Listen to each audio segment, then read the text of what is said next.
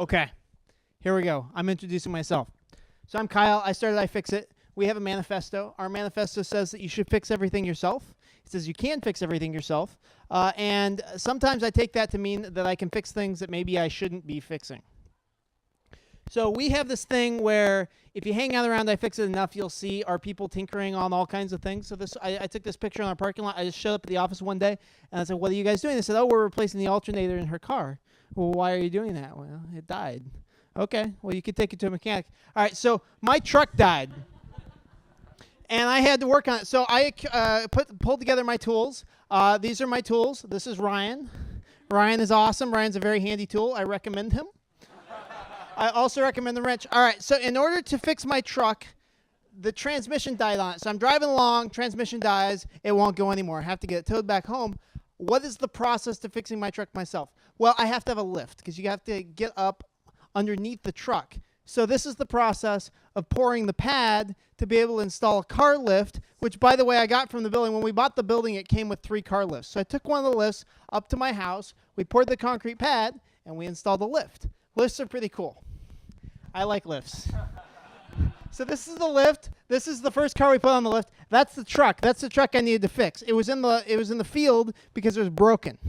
So this is the truck that is queued up waiting to get repaired.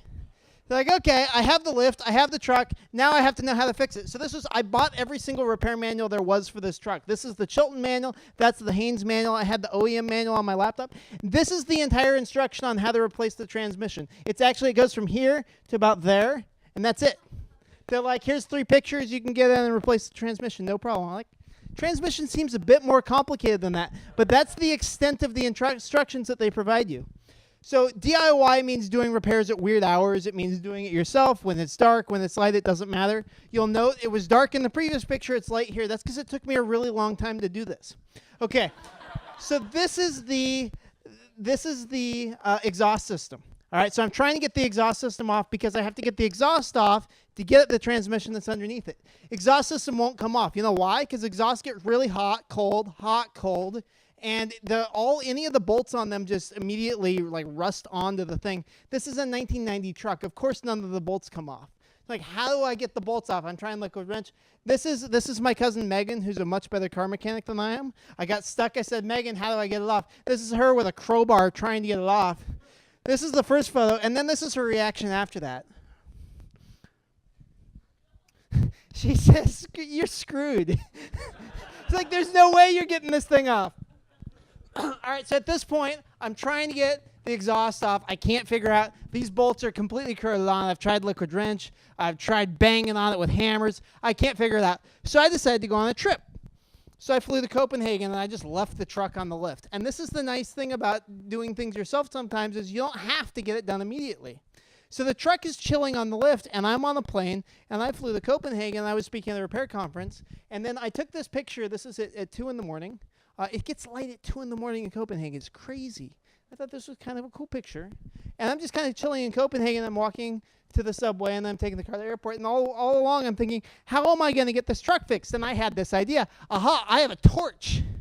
Torch would be cool, right? And there's 2 ways I can use the torch. Either I can just cut the frickin' exhaust pipe in half, or maybe I can heat it enough that I can expand the outer thing and then slide the inside one out. And after the torch and about another hour of banging after I got back with the inspiration that I gathered at 2 in the morning in Copenhagen, I got the thing off. And this was like the sweetest picture of victory I've ever taken. Who else? So I took toe straps and I tied it to either end, and I used the torch and I ripped it apart, and it was awesome. And I just included this picture because we were feeling kind of manly after ripping the exhaust off of the truck. Okay, so at this point, we've got the exhaust off, and we're in there, and this is the process of removing the transmission. What's a transmission? Transmission is a big gearbox that attaches to the engine. It's the interface between the engine and the drivetrain. So when the transmission goes out, it burns out, you just have to swap it out.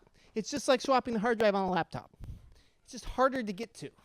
So this is the transmission that we pulled out. And you see, this is my motorcycle jack, and this is a table. And I said, that's like a transmission jack. And so that's what I use to get out. And you'll note that the cycling of day and night is continuing. Like this repair took place over the course of months. So this is Luke, my business partner, who started iFixit with me. And both of us probably have much better things to do than fixing the transmission of the truck. But we figured, whatever, why the heck not?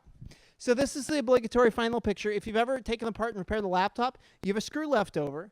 When you repair a truck, this is the connector cable that we had that was left in the engine that we have no idea what it connects to, but it's left over at the end. And the truck goes and it drives great.